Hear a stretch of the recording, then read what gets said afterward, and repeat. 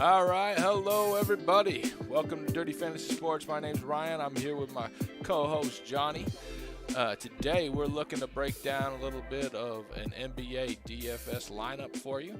We're going to move right into some NBA trade rumors that are going on, some other NBA rumors. Talk a little bit about some NFL rumors since we're getting ready to move into the money season here after the draft. Yes, sir. Yes, sir. And then we'll finish up with Top Shot pack opening. Depending on how many folks we have on here, we will open a pack, or we'll just talk and bitch about Top Shot. One of those two things. That's what we do. So, with that, Mr. Johnny, how you doing today? You ready for tonight's DFS lineup stuff? Yeah, man, I'm pretty pumped, actually. This is my first real run since the All-Star break, so I'm pretty excited to get back in the swing of things, yeah.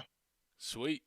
All right, then why don't we look to get some stuff started here, talk through what we got going on with the lineup. There's a couple big games going on right now, tonight, especially that Kings and Atlanta game. That's going to be a no defense, high scoring. No D. That's my kind of game.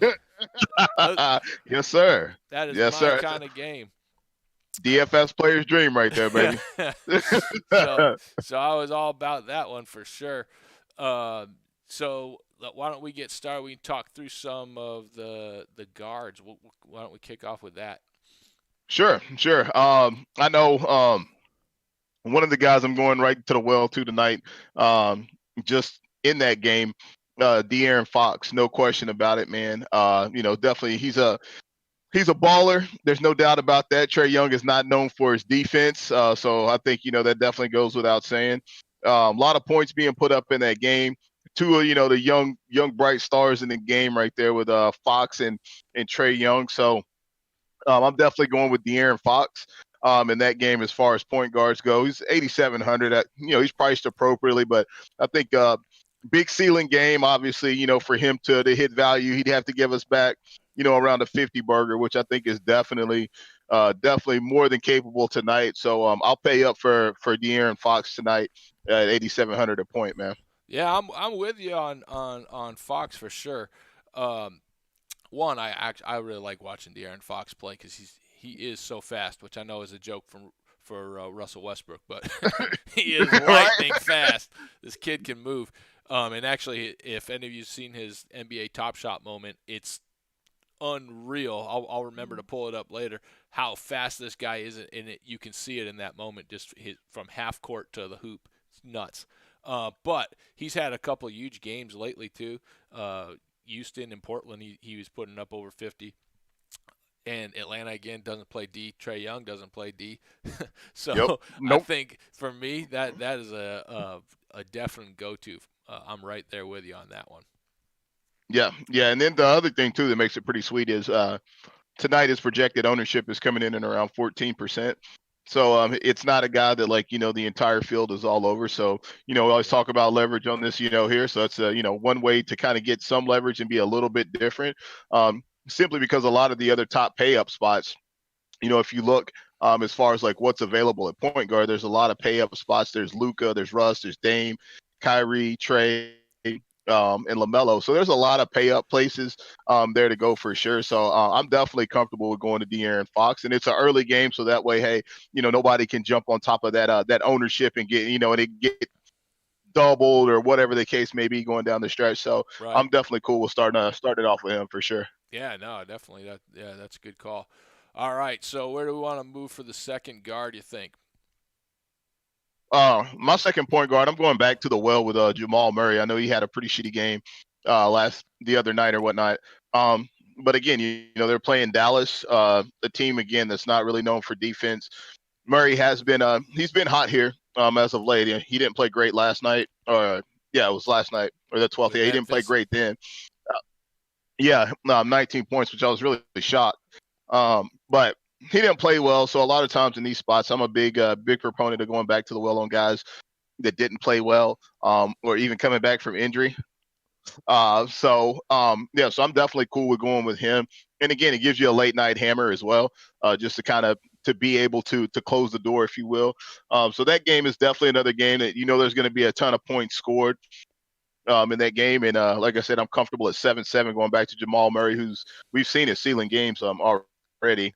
Yeah. 50 is the ceiling, 40 is not out of the reach. So yeah, I'm cool with him tonight for sure. All right.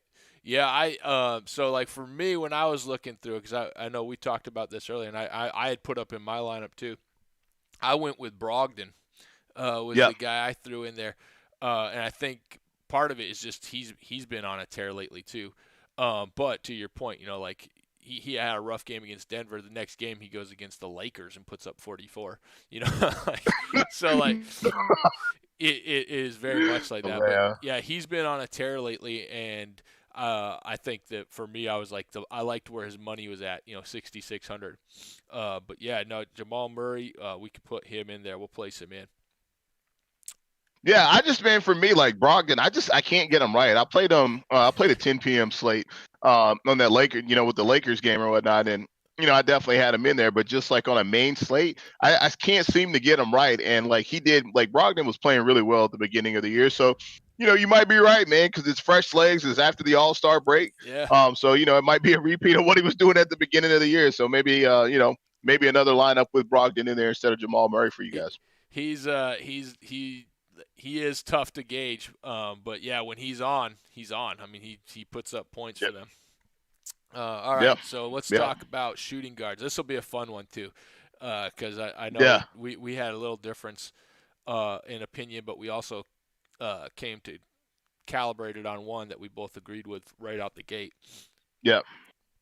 Kevin Herter, man, like, and I think for a lot of different reasons, no defense being played in that game, for sure. And the other part too, man, for people that may not be familiar with just the DFS process as a whole. A lot of times, if you like a game or you like a player, a lot of times what you want to do is you want to run it back with someone else.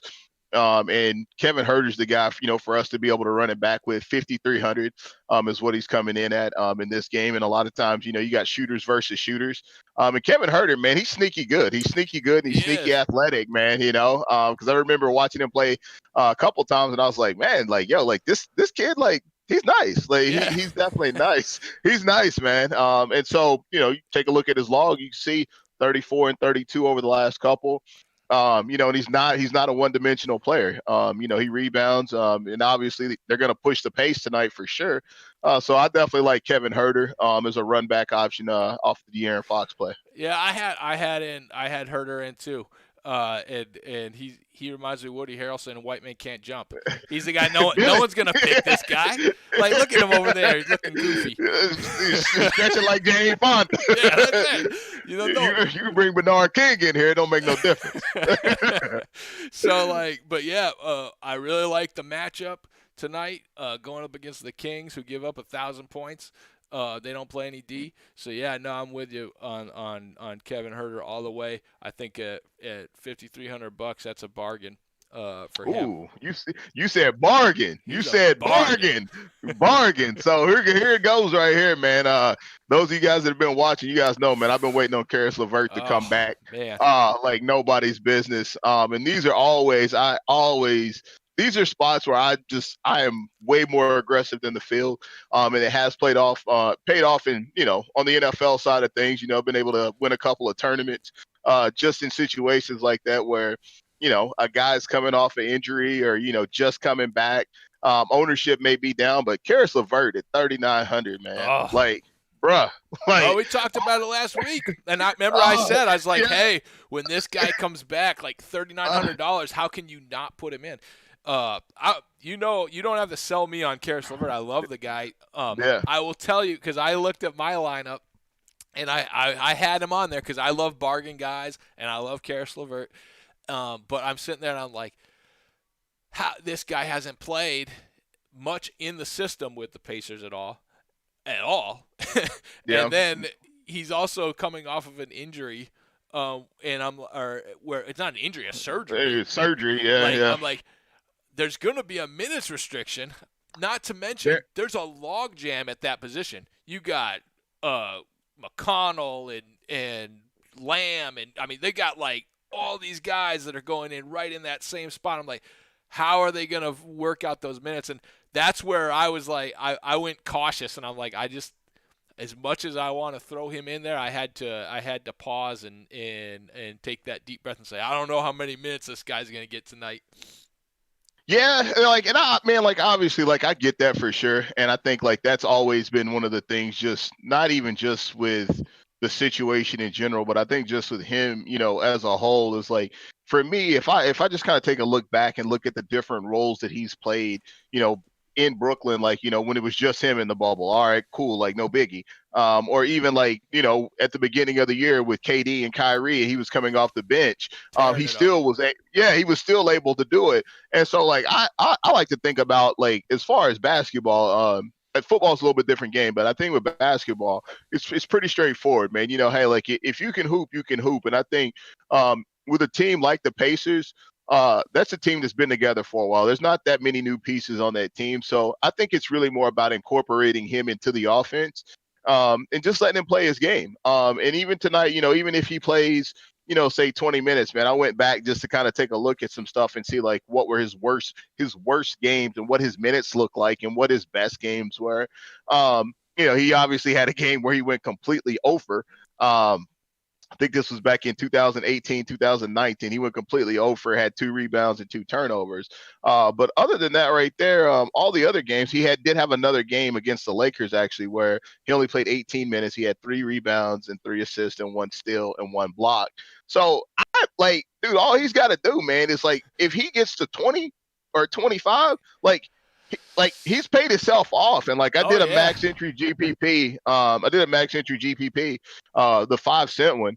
And I just locked him in, man. I just locked him in because, you're getting different numbers as far as ownership comes in.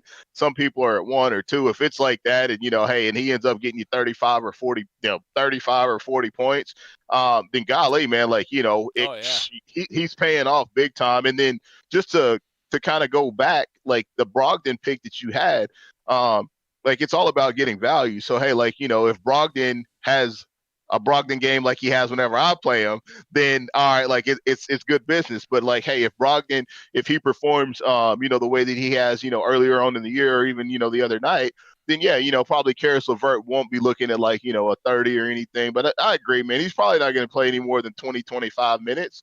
But it's a guy back home used to tell me, man, this one dude, his name was Jeff. He always this is what he would tell us, man, young bucks. He said, hey man, high school basketball, all you gotta do, man, You score 4 points a quarter, boom, you got 16 That's points, it. just like that right there, man. And like Karis LeVert is way more than capable Oh of yeah.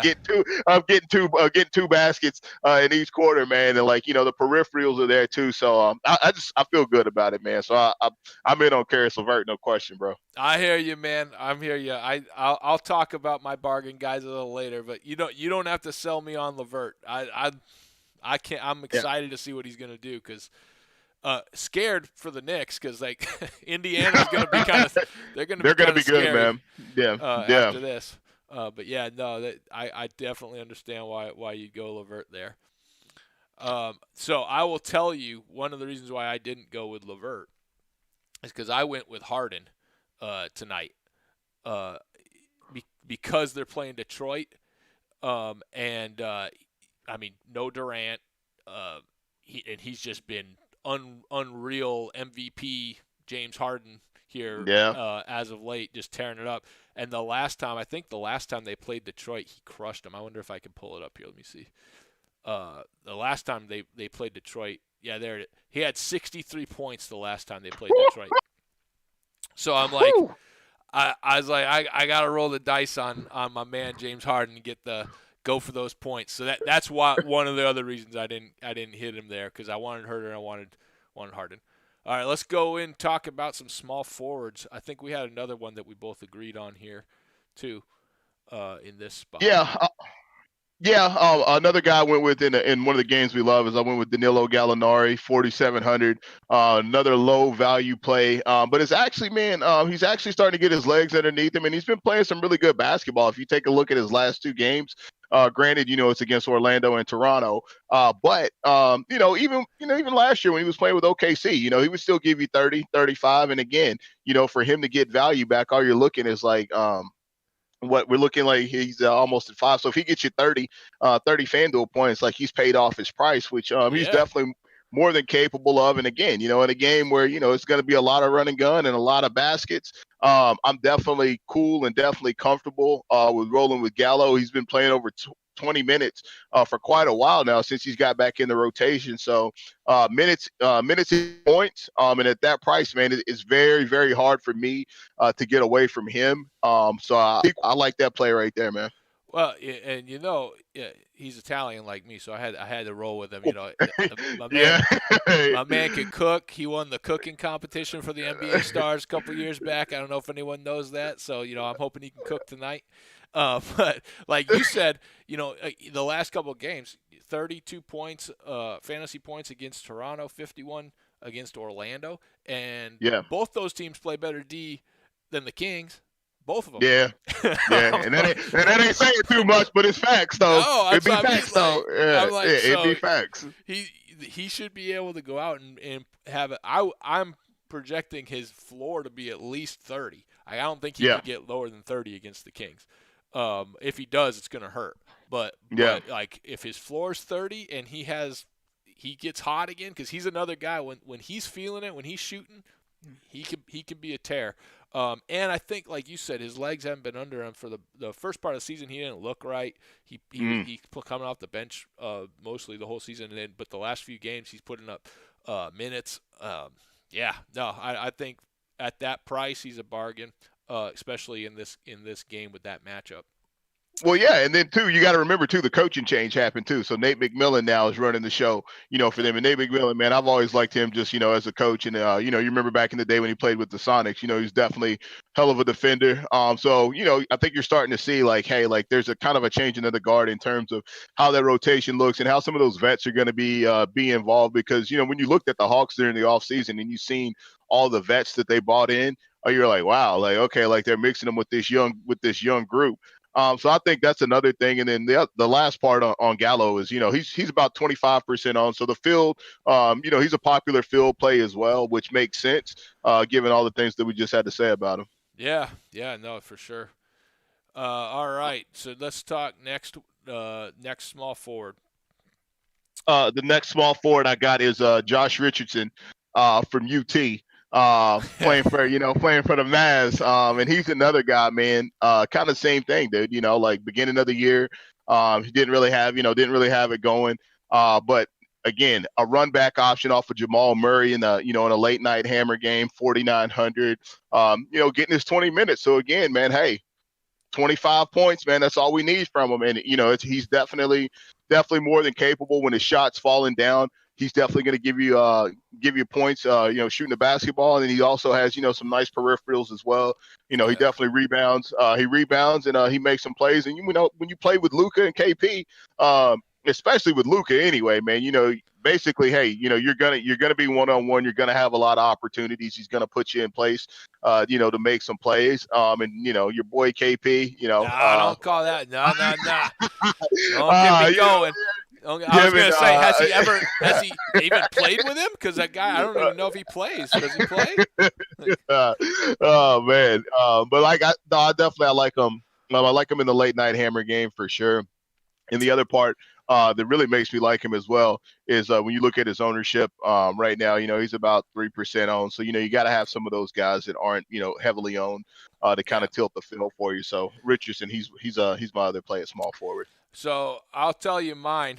And I think it's a sneaky one. This was my sneaky play that I went with. I went with Stanley Johnson at $3,500. The Toronto Raptors, they are hurting. They're hurting. Yeah. So the man's starting.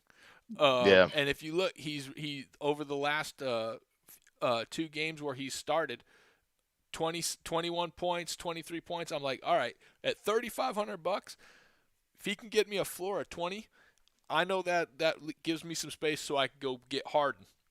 Yeah, where's why I played him. But I totally that. So yeah, Stanley Johnson's my sneaky extreme bargain bin of the day. Stanley from the office, baby. Yeah, I had to. I usually don't go that low, but when I can find a guy at $3,500, it's hard not to. All right. Yeah. Let's see here. We're moving in, talking about some power forwards now. Let's see here. I know you had a big one on your list. Want to jump right into that? Yeah, definitely. Your play was Harden. Your pay up option was Harden. Mine was Giannis. Going against Washington. I think hey, like number one, like I thought Bradley Beal was going to be playing, but he's not playing tonight, so that may change some things in terms of how much of a fight the Wizards will put up. Or excuse me, the Wizards. I almost thought I called them the Bullets for some reason, but but yeah, Giannis was my pay up option there just because like. What do they got? Yeah. What do they have? So it's a very similar thing, man, as far as big time player in a bad matchup. And the only reason why one of the reasons why I shouldn't say the only, but one of the reasons why I did want to move to LeVert was to be able to have the option to get to Giannis. So that was really what that was. And then obviously small forward, we talked about it. Small forward's a bit of a mess tonight. There's not a lot of pay up options there. Yeah. I think Middleton maybe the highest guy there. So Giannis is definitely my play tonight. So maybe the Wiz can keep it tight, and if they can, and hey, maybe Giannis can throw up 70 or 80 or so. We've seen him have those games, man. So I'm banking on that one tonight, man. So yeah, Giannis is my play, and I think he's one of the most popular plays on the board. I think he's coming in at about 35 or 40%. So I'm gonna be just like the field as far as loving me some Giannis tonight. Yeah. I didn't go with Giannis. Let's do your next one, and then I'll tell you my two I hit. My next guy is my man Chris Boucher. I love that guy, man. I got him on my season long as well, man. But yeah, to your point, man, the Raptors, man, they're hurting. And the Hornets, man, they're not a great defensive team anyway, man. I think they got a lot of magic back there in the backcourt. For sure, as far as Ball, Rozier, I think Devontae Graham is back for him tonight as well. So, it'll be up and down, man. In Toronto, they haven't been known for playing defense over the course of this season. Since Kawhi's left, they haven't been that great of a defensive team. Since him and Serge, they kind of they bounced on him. So I'm definitely I'm going with a CB tonight at 6,700 again, man. A nice play that I think we all know what his upside could be. He's definitely capable of a 35, 30, 30, 40 point game for you. So I feel good so far about like the lineup that I put out there, because I think there's a lot of guys that not just we're wishful for the 30 points, but Yeah. like, hey, like we've seen them do it with a lot of consistency. So I feel pretty strong about that tonight. Well, I also had him on mine. Yeah. He was on there because I think the matchup's good and he's consistent. He has the ability to break out for a big game, and Charlotte hasn't played great D at all really lately. No. So I don't see Cody Zeller going in there and stopping my man for a rebound. So My man, Indiana's finest, baby. Hoosiers. Yeah. So yeah, no, I'm with you. I agree. This was another place where I win bargain shopping. Was at power forward as well. Yeah. When I went and looked in at the Detroit game, Isaiah Stewart is over here at $4,200. Yeah. And he's gonna get play. He's gonna get run. Detroit's broken, so he's like they are. He's they gonna are, come man. off the bench. They just got rid of Blake, who wasn't playing that much anyway. And part of the reasons why I think the Pistons felt comfortable getting rid of Blake is because they had Stewart. Yeah. Stewart, all he does is he goes in and he's a rebounding machine. No, I was about to say, and like that dude don't back down from nobody, man. Like he's a full blown grown man out there. So I think, I definitely I like him as a player for sure, man. I was like, he's not gonna blow up. He's not gonna get me 50 points. It's just not No. happening. But he's a solid 20, 25 points. $4,200. Keep it cheap so I can spend some money somewhere else. That's why I went with him. Government cheese, baby. Government cheese. All right, and then I know center we went a little different way too in the center field. So let's talk about your boy here. Yeah, I went with DeAndre Ayton, man. Again, just a run back option off the Karis LeVert play, and again, another late night hammer play coming in. That game is at 10 o'clock. So like, hey, again, man, he's getting minutes. It's not super sexy, as far as what he does, but hey, we know what he's capable of. He definitely he didn't play great against Portland. He only had 17.8 FanDuel points. So again, a player that just played in a game that he didn't play very well in. So great opportunity to cash in on maybe some low ownership or some people moving off of him. That's definitely the direction I'm going. So like with my lineups, I've got a couple run back options. Excuse me, couple run back options off of the plays that I've got, and just a couple of plays that I just really love as far as like one off. So yeah.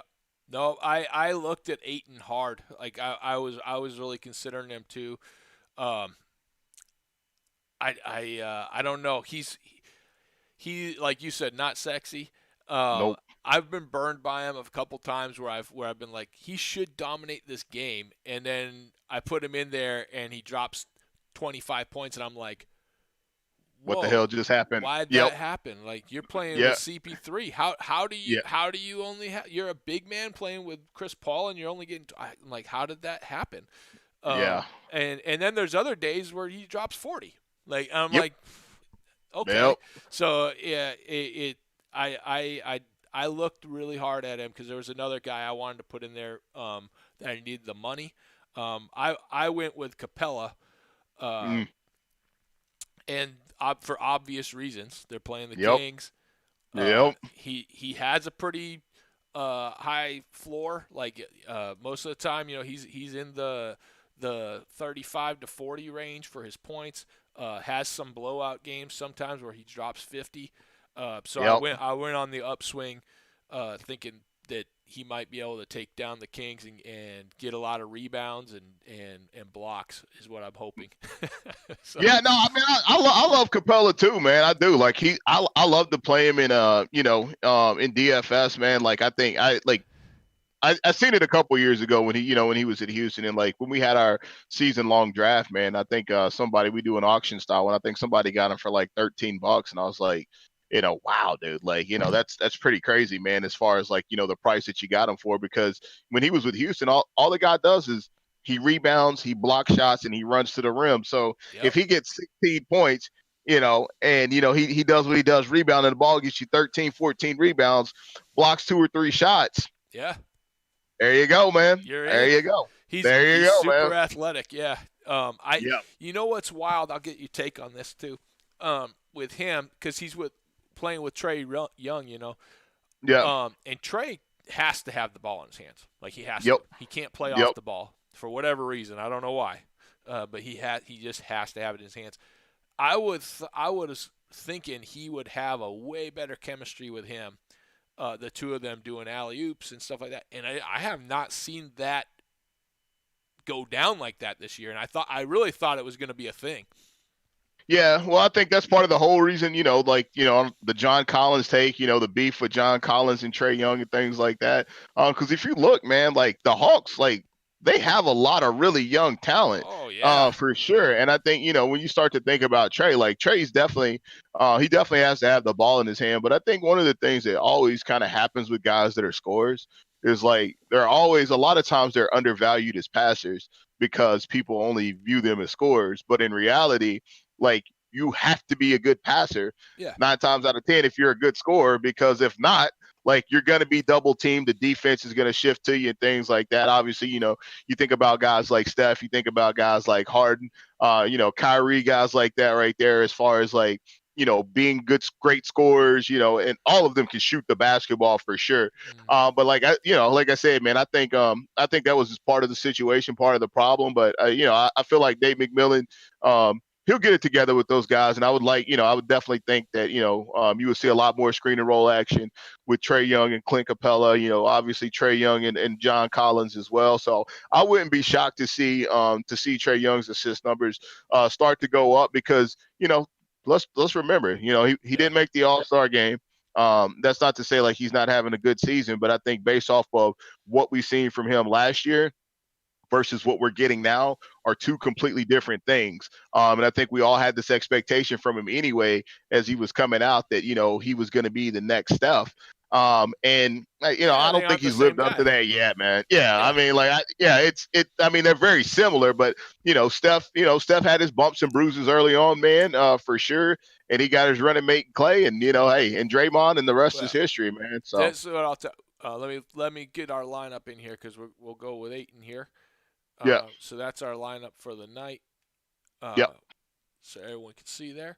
What I'll tell you about that, because everyone did say like, oh, he's going to be the next Steph. He's going to be the next Steph. Like, he can shoot, and he's got range and all that stuff. He's not shooting that great this season, but he's got range. He's not Steph. Steph can play off the ball. Steph runs, and he's constantly moving. And that's what makes that, like, people don't know, that's what makes him so great. He's a catch and shoot or a create and shoot. Either one. Yes, sir. He could do either one of those things. Yeah. And that is like, he's, as crazy as this is going to sound, he's underrated. Steph is, for his ability to move off the ball and still be a good teammate that way. It's crazy.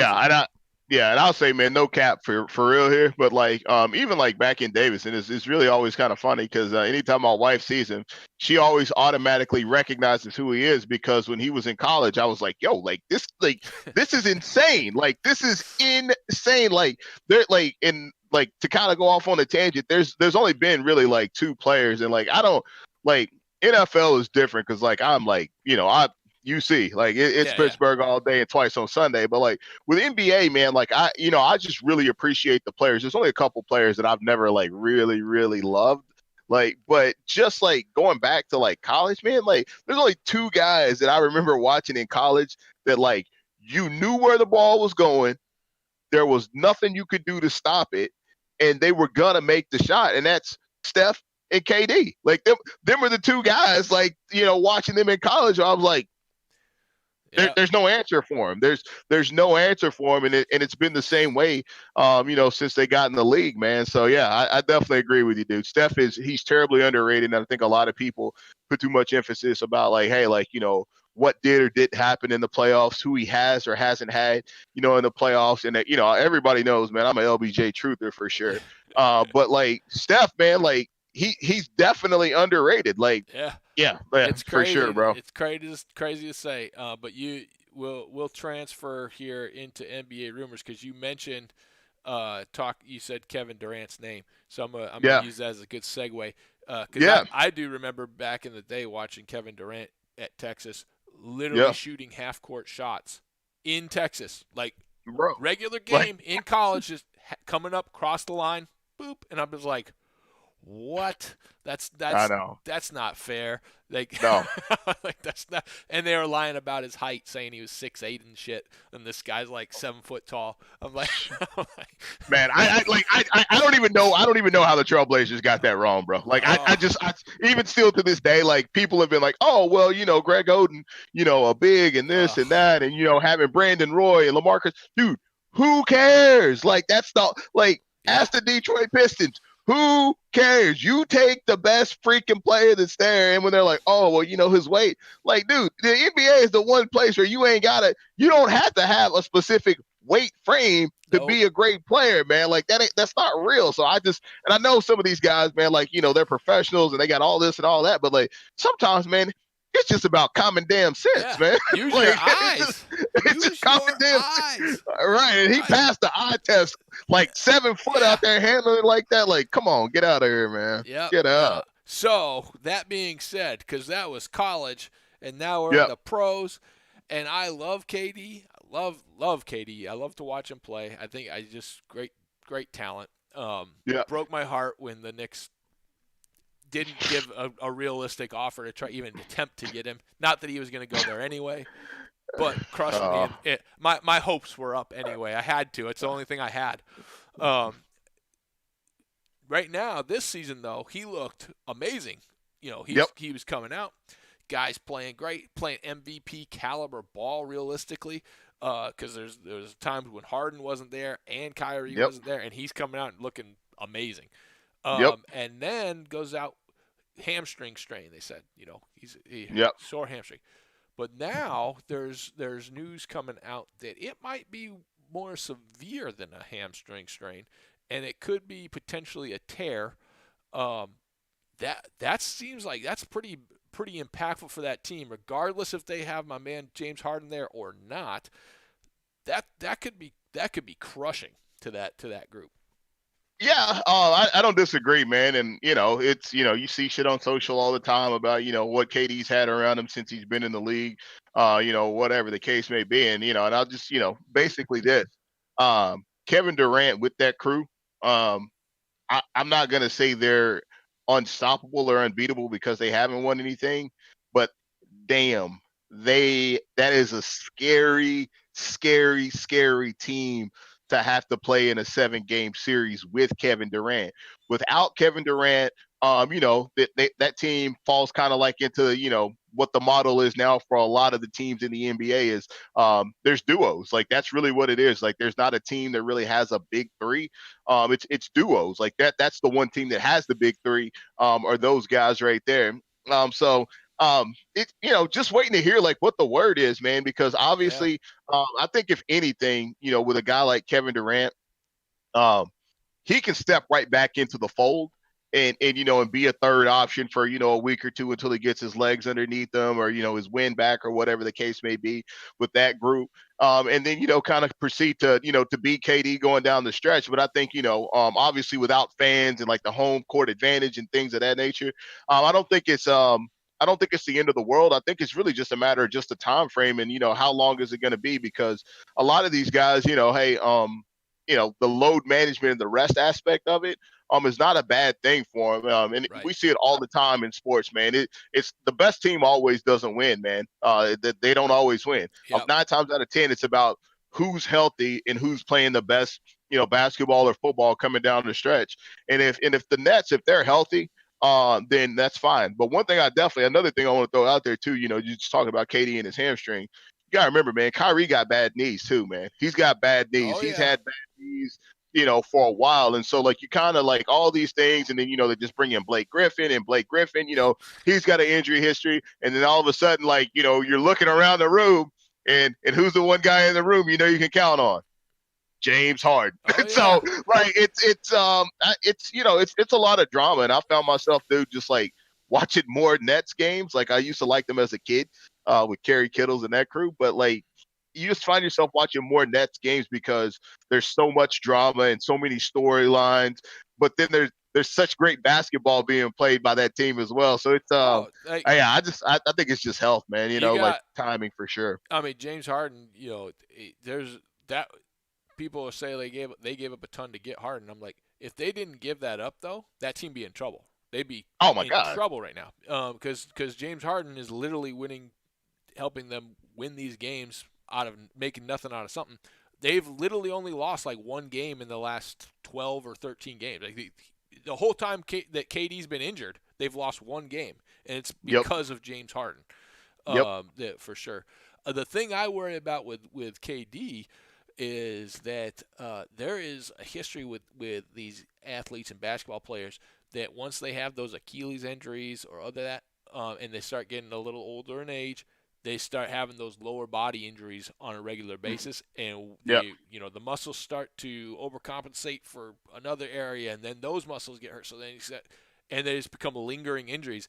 And I'm hoping and praying that is not the case for this man, because he is way too young. He could do so much more with his career with numbers and all that stuff, because he's probably the greatest scorer. Like, I mean, he's amazing. Man, no, dude, like there's like he is the guy that like there's like I know, hey, we say AI's the answer and all, like there is no answer for Kevin Durant. Like there is no answer. Like you put a 5 on him. Yeah. Too slow. You put a 3 or a 4 on him, too short. Even Bron, man, like that's a tough cover for him, because Bron at 6'8", 6'9", he ain't 7 foot, and KD is getting that shot off all day, every day over anybody. And I think really, I think that's what one of the things that I was looking forward to, and it still, could be on the forefront, would be, that Lakers and Nets NBA Finals possibly. Yep. That because Anthony Davis is probably the only guy that could stay with him, that has the athleticism and the quickness and the skill set to be able to match that. But there's nobody else in the league that I think can make that cover, man. Yeah, and that's a perfect segue into the next one, which is Anthony Davis, because now there's the talk is, it was a calf injury, then it was like, well, it might have been an Achilles, a strain, but we're thinking it's more calf. The guy hasn't been coming back and playing. Now there's talk is that is definitely an Achilles injury. That could be a death blow to the Lakers, even more so than KD to the Nets. Absolutely. If Anthony Davis isn't back by the playoffs, or comes back in the playoffs and he can't play, but if he pulls what happened to KD with the Warriors, where he comes in and gets injured right away, that championship gone. Like, it's gone. There's no question on that, man. They, the Lakers, they played it right. They made all the right moves in the offseason, to make the bench stronger. I think, when you play with LeBron, you really what he needs shooters. And AD, it was a different dynamic. A lot of people had a question about whether that would work or not. And like I said earlier, great basketball players are always going to find a way to make it work, no matter what system they're in, especially unselfish ones and ones that have never won before. But saying all that to say this is, if he's not there, then then the Lakers are definitely in trouble, man. Like, and again, I'm a LBJ truther, but for him to take that team on his back and, and beat a LA Clippers team, to beat a Denver Nuggets team, I'd even, I'll put the Phoenix Suns in that category as well. That's the Utah Jazz, bro. Like, and that's the Blazers too. They are the Blazers are getting healthy again. McCollum's coming back, Nurk's coming back. Like, even those guys are they'll be a problem for them. So I think, like, for the Lakers, man, like, you really got to start thinking, Andre Drummond. Like, you got to start thinking, like, that's got to be the move. That doesn't help them offensively, but I think it does give them a different dynamic with that team. And I think one of the things about LeBron James over the course of his career is, he's definitely won with a lot of different teams. The team that he made it to the NBA Finals with, they got beat against, the Warriors with KD the first go. I think people forget that entire roster was blown up at the trade deadline, and they brought in basically a whole brand new team at the trade deadline, and that team was still able to make it to the NBA Finals. Obviously, it's a different time now, but I think, if you're the Lakers, you definitely have to start thinking about things. You have to start thinking about that. Another name I'll throw out there as well, LaMarcus Aldridge. I know, a lot of people saying that he's been dismissed from the team. They're trying to find a way to move him. And I know Popovich is, he's a stubborn old man, and he won't, he won't make that move to the Lakers for him. But if you're the Lakers, you got to start thinking about these type of things now, especially like if the severity of that injury for Anthony Davis is, if it is an Achilles, you really got to start thinking about, those type of things for sure, man. I got to think, Aldridge, I think he's making 24, 25 million this season. Like, I don't think they're going to be able to trade him. I think they're going to have to buy him out if they're going to part ways, because they keep saying trade, and I keep hearing all these things about trade. I'm like, what team needs a shooter that can't guard? His defense was never great. Nope. He always played power forward. He's not going to be able to play power forward anymore. He's going to have to play center because he's 7 foot tall and slow. Like, what team's going to go after him in a trade to pay them $24 million? Someone told me the Celtics up just because they have the trade spice. I'm like, they're not going to go after him. There's no way they're going after him. Yeah, that doesn't fit their MO for sure. As far as like, Danny Ainge and, the moves that he makes, because he's definitely very calculated with what he does. He's definitely one of the best in the business for sure. But as we're just kind of talking through all of this, man, I'm thinking, about the Lakers, and I'm like, when do they hit the panic button? When do they start to maybe look at a Victor Oladipo as a guy, to maybe bring in to say, hey, like, all right, like, well, we know we might not have AD coming down the stretch, so like we got to get somebody else in here that we know is a capable scorer and is a player that can help us down the stretch. So I think that's definitely going to be one of the more interesting storylines coming down the stretch in the NBA season, and with trade season coming, getting ready to come to an end. There's definitely some decisions to be made in Lakerland for sure, bro. 12 days, baby. 12 days. I can't wait. I love the trade deadline. It's one of my favorite times of the year. But yeah, I don't know. I don't know if the Lakers will make any moves. I don't know what moves they can make because they've spent so much money, and they're so old though. They keep getting older is the problem. Like I understood why they kept Kuzma, who hasn't. He's not gonna supplant Anthony Davis. No. He's not ever gonna do that. No. But like he was their only really young piece that was good. I mean, THT looks pretty good too, but like he's years away from doing anything worthwhile at any level that's gonna matter to LeBron. So yeah. I mean, it's really like it's Schroeder, Trez, Kuz, and AD. Like those are the young guys, and then like you look down the bench, and hey, then you got your vets. You got Marc Gasol, you got Bron, you got KCP, you got Wes Matthews, even Harrell. Yeah. I mean, so like it's. It's a win now mindset for him for sure, bro. There's no question on that. Last part on our NBA piece, I'll bring up since we were talking about LeBron though, is with Embiid getting hurt. They're saying he's out for a couple weeks here. Another guy having an MVP caliber season. In fact, Vegas had just moved him up to the top of the odds to get to win that. Do you think that injury is going to hurt him for MVP? I think it depends on one thing, man. That's the reason why I was kind of laughing when you were talking about it. I think it just depends on one thing, and it's just funny to keep bringing it up. James Harden, it's hilarious just the fact that like so much scrutiny at the beginning of the year, and like as the year is progressing, it's just you're seeing what it is, and like it really.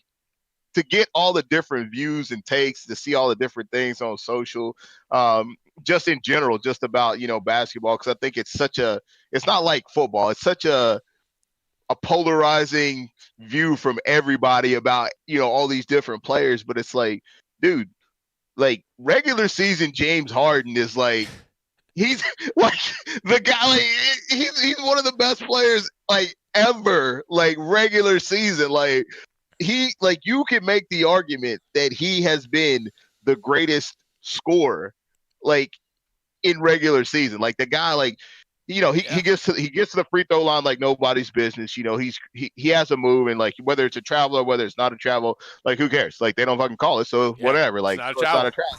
Right, exactly. So you say what you want, but like they don't call it. And so like he has this move that now like everybody is now using, to create space and to get shots. So like I like to answer your question in a short breath, James Harden. That's the only that is what is in the way, because if the Nets with no KD are able to finish number one, it's going to be because of James Harden, and I think you're looking at James Harden winning an MVP after he had on a fat suit in Houston. You know what's crazy? And then we'll move on to football. Yeah. But what's crazy about this is that, like, I would look at, and this is how it used to be in the 90s, in the 80s, was actually who was the most impactful player and important player to their team. So, like, I would look at it. Embiid gets hurt. If they lose more games than they win while he's hurt, and then he comes back and they start winning again, I'd be like, well, this guy's an MVP. He's the most important player to that team. Look how he does. But that's not how we look at it. That's not how they look at it. Don't even get me going, man, because Braun should have like 7 or 8 of them things. If that's the case, man, that man was out there carrying folks, bro. No, for real though. Like yeah. If you look at those old Cleveland teams, those horrible Cleveland teams, and he like at the first time he was in Cleveland. Oh man. And he finally started scoring. And then he I'm like, I don't know why we even call it the MVP. Like just call it who do we think had the best season that's all award. That's all it is. And it's like it's changed so much, man, on all fronts, dude. NBA, NFL, NFL, dude. It's basically who's the best quarterback. Like it's not about who's the best player. And in the NBA, to your point, it's like, hey, who had the best season? Like, and even like sometimes like it ain't even about who had the best season. It's about who do we like the most, because we might not like this guy, so we don't want to give it to him. So I agree, dude. Like without Embiid there in Philly, bro. Like I think you're definitely going to see how good or how not good they are, and you're going to be able to see Ben Simmons' potential value. You're going to be able to see if Tobias Harris would be able to step it up to the next level and be an all-star. So I think it definitely makes for an interesting storyline coming down the stretch, bro. Yeah, for sure. All right, let's move into some NFL here. One of the first things on the rumor page, which was great, I couldn't believe I opened this up today and saw this pop up, was Juju Smith-Schuster linked to Giants as future number 1 wideout. And I was like, oh, man, I can't wait to talk to this with you. As for those that are watching, I'm a Giants fan. Johnny's a Steelers fan. It couldn't have been written any better than this. Like, I'm like, oh, it's beautiful. Man, like here's the thing, man. Like, again, dude, like as a fan, like you gotta love Juju as a Steelers fan. Like, like people could say like whatever. Oh, like he said this, he said that. Yeah. Man, he's a kid. He's he's a kid. He's like 24, 23, 24 years old, man. And it's like, okay, like, God knows what I would have said at 24 years old, being, a freaking wide receiver for the Pittsburgh Steelers. It probably would have been way worse than that. All that but money. Like, oh my gosh, dude! Like, like it's So, and then like the other part too, man, is like you want to keep him there in Pittsburgh because he said it, over and over, like he wants to be in Pittsburgh. But I think this is one of those things where you have to do what's best for you and your family. You have to do what's best for you and your future. And I think we see it all the time, specifically with the NFL. And I think, Dak Prescott is a great example that, like, you got to take the money and you got to be, you got to put yourself in the best situation, because you could potentially be one play away from never playing again. And leaving money on the table. You look at Ryan Shazier, like those situations. And so I think, I did see too where, the Steelers have been trying to reach out to him as well and trying to work out some contract negotiations with him as well. Obviously, that's one of the big reasons why Ben Roethlisberger took the pay cut, I believe, is to try to bring Juju back. But I think, New York is always a very intriguing place. And one of the things for a lot of the Pittsburgh Steelers, the two places that have always been very intriguing to, the Pittsburgh Steelers, actually three places in a person that have always been very intriguing to ex-Pittsburgh Steelers has always been New York, whether it's the Giants, whether it's the Jets, Miami, and then Bruce Arians. Bruce Arians, he's got a connection. I'm not saying Juju's going to to Tampa or anything, but like you see a lot of those players going to those spots. And Juju is definitely a prime candidate for the big spotlight in New York, man. So if he did go to New York, man, I don't think it wouldn't piss me off because like I don't want to see him go to the Raiders.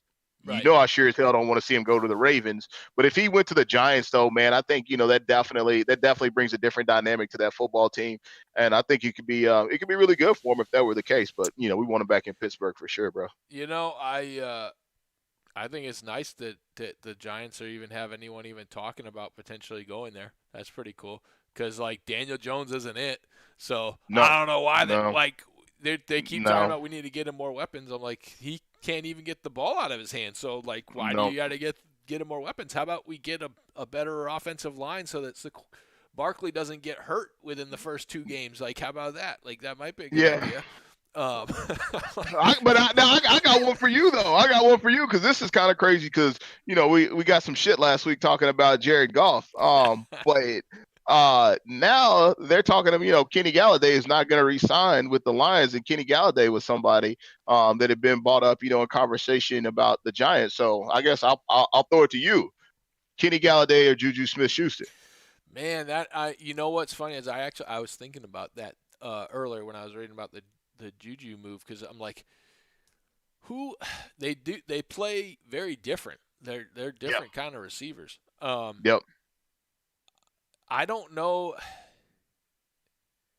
I mean, I like that Galladay is not always in the media. I like that a lot. Yeah. Like that. Yeah. That's a nice thing. Because with OBJ, like I don't know if Juju with the New York media, I don't know, man. Like that could Juju don't even need the New York media, man. He got social media. He don't need the New York media. Like he got social. That's why you're gonna put that in the middle of the mixer like that. I'm like, oof, that could create some problems. I probably would go Galladay just for that reason. However, I will say if we took out all the off-field stuff out of play, I'd probably go Juju because they already got oh my God, Shepard on the other side, who to me is very similar to Galladay. So I'm like, you'd have two of those guys, and we just saw that with Golden Tate. Like that's not going to really work that well. Yeah. Tate slowed down quite a bit. Like sure. Let's give Galladay. I'm not saying Tate and Galladay are on the same level, but right. He is similar to Shepard, so I don't know if there was no off-field stuff, I'd probably take Juju, but because there is off-field stuff, I'd probably take Galladay just because that it creates so much turmoil in the locker room in New York when there's stuff like that. We saw what happened with OBJ, and I'm not looking to get any of that stuff going again like that. That's funny. Yeah, that's the one. The other one that I saw that I thought would be of interest to you is Brown is a free agent from Buffalo. And John Brown, yeah. And he called out and said, I wouldn't mind playing for the Steelers because Big Ben can get the ball deep. That he said that. He literally said that. And I was like, whoa, like because Josh Allen gets the ball deep. He's got a He does. He does, man. But Stephon Diggs, man, they just paid to get him. They just paid him, and when all of that happens, guess what? You get in the football. There's going to have to be justification for what it was that they gave up to get him. And they're paying him, so that's obviously a thing. And then I think John Brown's a pretty smart guy, man, because we're talking about Juju Smith-Schuster, but like. We go down the list of wide receivers, and they talk about it and they say it all the time in the media, but like we could go down the list. I mean, you can go back to Plaxico Burress, to Hines Ward, to Emmanuel Sanders, Antoine Randall L, Mike Wallace, Obviously Antonio Brown now, you got Juju Smith-Schuster. You could go down the list of Pittsburgh Steelers wide receivers, and like they find the ones. And like obviously now, you got Chase Claypool. So like I think if you're John Brown and you're looking and you're saying, hey, like where's a place that I can go, maybe on a 1-year contract or maybe even on a 2-year contract where I can boost my value for when the next time I do hit free agency, so I can get paid if I can stay healthy.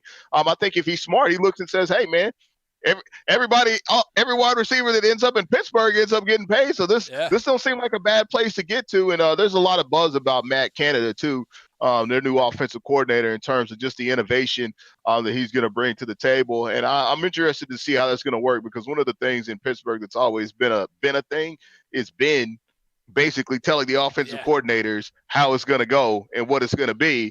And, I'm interested to see that. And then Adrian Peterson, he said the same thing, man.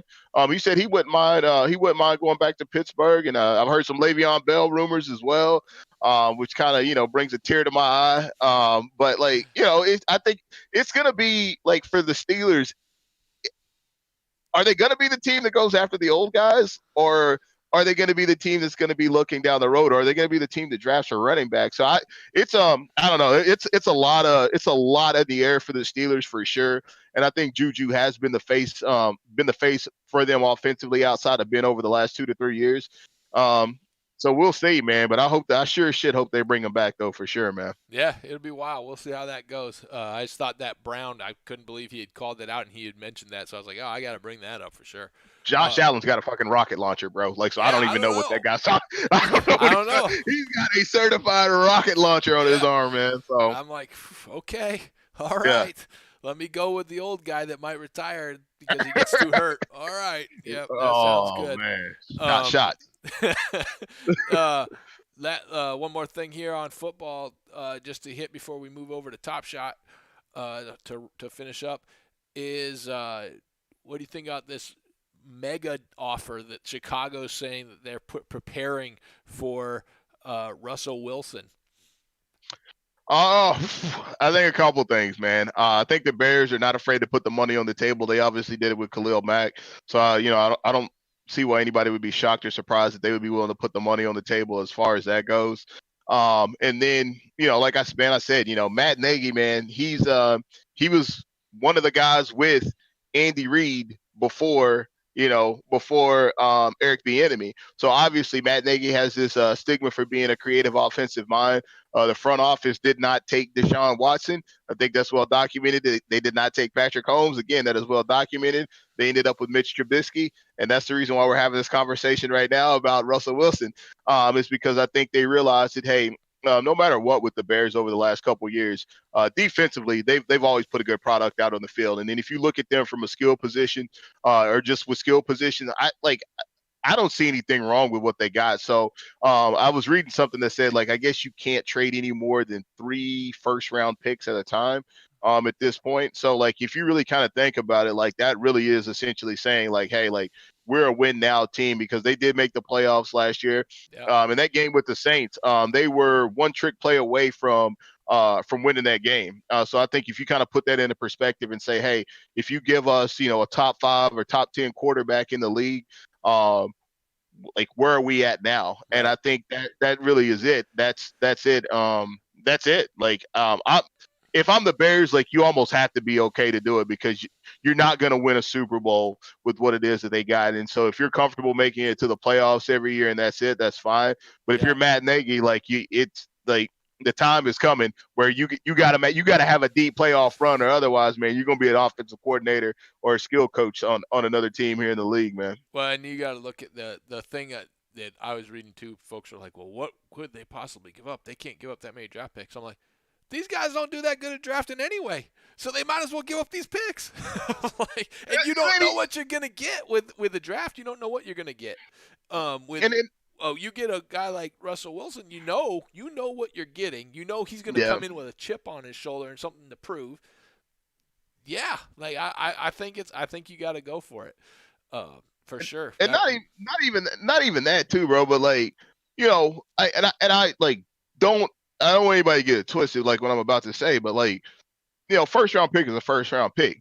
But a first round pick don't mean shit if you don't get it right. Like, Right. it don't mean shit if you don't get it right, to your point. And like, I think we all know teams that have completely dropped. Like, one of the things I used to love to do, after I got out of high school and college or whatever, is I would always just love to go back and look like 4 or 5 years like back in the draft and be like, man, like, this team could have picked this guy right here. Like, the hindsight game, which, yeah, for sure, like, Oh, whatever. But there are some guys that that are like gonna be second and third round picks that are players. Like, yeah.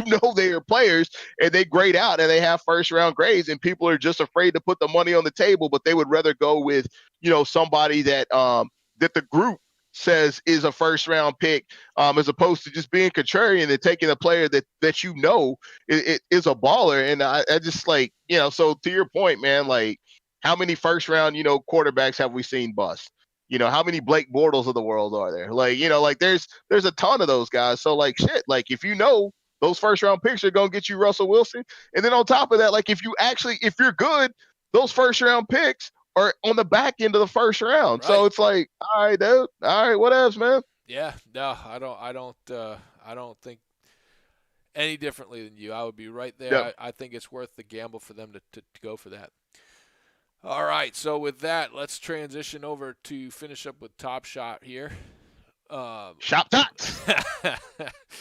This good old Top Shot. My man. I think we didn't have any crazy viewership live here, so I don't think we need to do any pack opening or anything like that. Yep. But we can just hit on a couple things with Top Shot. I think one of the big things with Top Shot that has happened this week is the limits. Have you seen how many limits? Like the hey, don't you can only buy so much within this time frame. You can only sell within this time frame. You can and I'm trying to figure out. They keep saying it's due to the back end. Like, there's stuff on the back end. Is it due to the back end, or is it due to bots? Like, they're trying to prevent bots from purchasing up a lot of things, because that's how the bots work. Is they go in and they can just sweep it. Yeah. So I don't know. That's pretty interesting stuff that's been going on. I think it's got to be, the bots thing, and they keep talking about it's just to create better value for everybody else and to give everybody else, a better opportunity, and, like, the value is going to be more on the back end. So it's like, I think what's happening is I think, I think a lot of us probably already knew. It's like, hey, that window where things were like up here, and now it's like, okay, like it's transitioning down. So, like, they got to try to figure out a way, obviously, to kind of keep it somewhere here in this sweet spot. So that's one of the things. But realistically, like, they should just create, like, there should be more packs. Like, that's what it is that keeps people coming is the packs. And, like, when you go like this long and you don't, it was last week, I think, the pack, it's been a week, and the pre-order, I haven't gotten mine yet. I don't think you've gotten yours yet either, right? The pre-order I just got today. I did get my pre-order pack. Okay, cool. But that was actually going to be the pack I was going to open, because I just got that to see what was going on with it, because I hadn't gotten it for however long, and I'm like, what the hell is going on here? And then finally it finally came in. So if you haven't got yours yet, that means they're still distributing these things. That's crazy. Right. And that's the thing, man. And, like, I've been checking all week just as far as, like, what the value is on that Zion All-Star and the Ja Rising Stars, when and I think maybe Tuesday, that Zion when it was at 595. Just checked it out not too long ago. I think it was like 494. And Ja was at like 15 at one point. I think that's now like 1,200. So, like, the prices of them, like, they're starting to fall, man. So I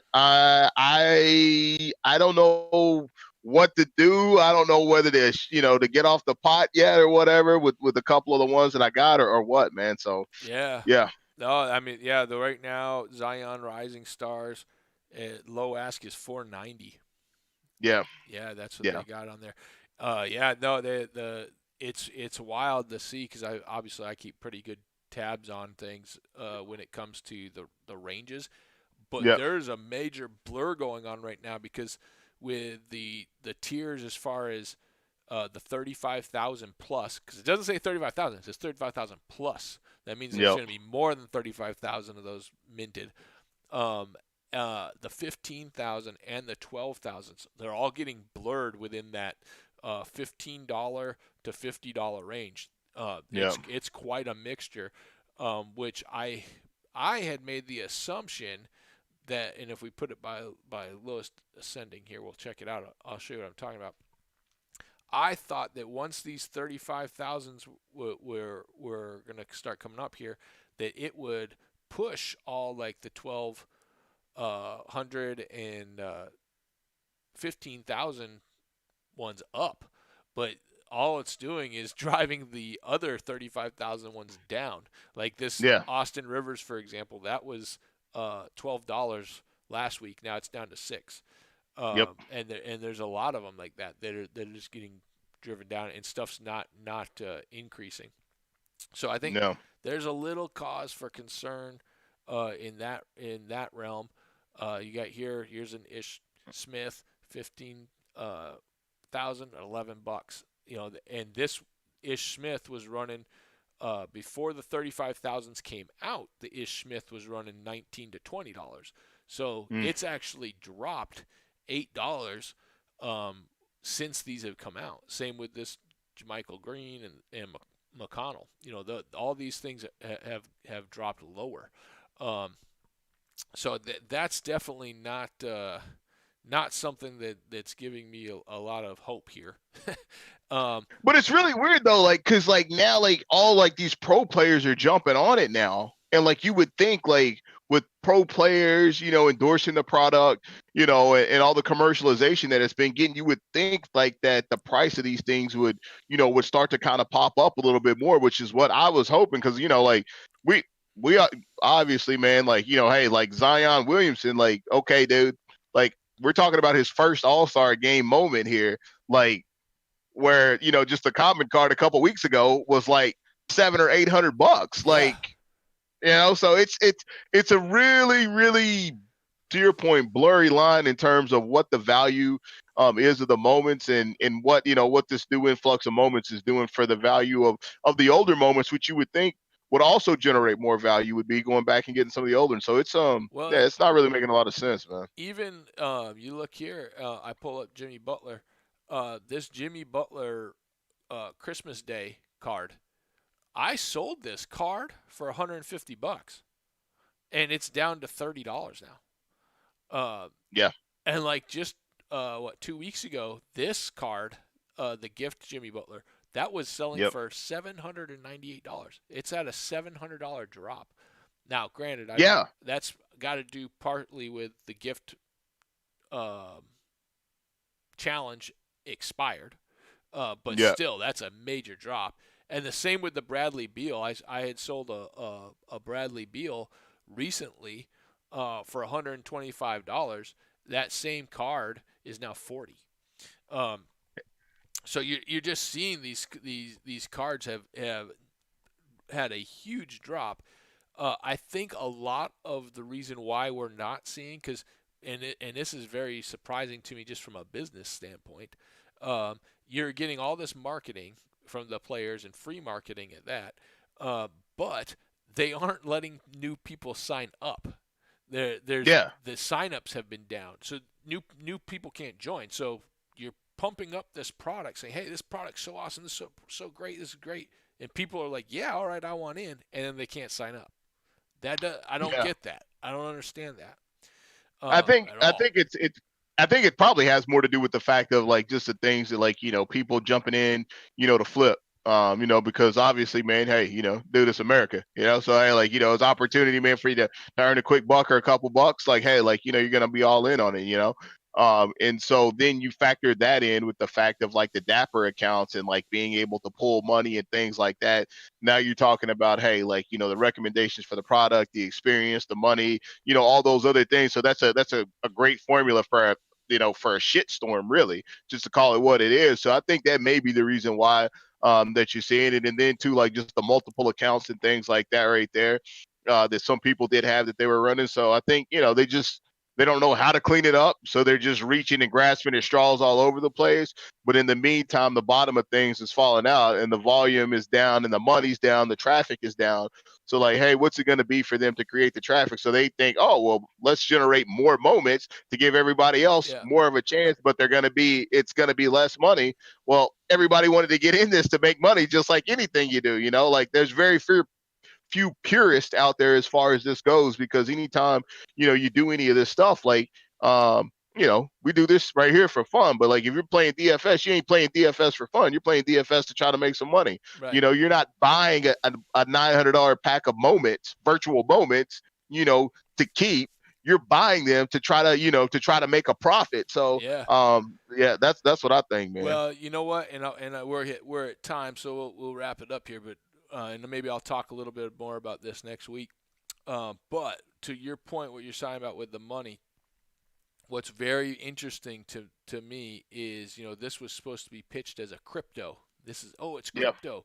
And the whole idea about cryptocurrency is that it's decentralized, meaning there's no one entity that's got your money spread out all over, and so you're in control of your own things, and you can choose when and where and how you want to spend it and do it and gain and mine and else. And this is the exact opposite. This is not crypto. This is centralized. The control is all with Top Shot. They're telling you when you can sell stuff, when you can't sell stuff, when you can take your money, when you can't take your money. Like, it is the opposite of that. Yes, sir. Which was not how it was supposed to be, and they were pitching it as a major crypto type thing in this, and it's not working out that way. And I think that they've got to really pay attention, because there's other companies, and I sent you one the other day because you like WWF or WWE. Yeah. And like that is being run by Topps.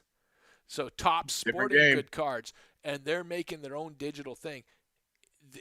It's not going to be very long before Topps and Fleer, Upper Deck, whoever, all of these card companies. This is the death of the trading card, bro. Called it from the beginning, They're getting in on it.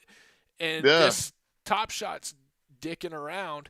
They need to get their shit together real quick, because it's not going to take long before some of these others jump in on this. Last thing, Roger Goodell, that guy's going to come through and he's going to sweep up all the money on that. That guy don't miss a dollar, man. As much as you love him or hate him, he don't miss a dollar, man. So, yeah, I'm with you on that. For sure. Well, with that, sir, we've come to another end of a Dirty Fantasy Sports show. Do you have any last thoughts or anything you got? Nah, man. March Madness is getting ready to start up. Just getting excited for that right there. Getting ready to watch some basketball over the next 2 weeks and have some fun, man. Cool, man. Well, we'll talk more about March Madness coming up. Maybe we're gonna have to do a special on it, because with the brackets coming. But good luck tonight, sir, and thank you always. And we'll talk to the rest of you. You as well, man. Like, follow, subscribe, and all that stuff if you're watching the replay.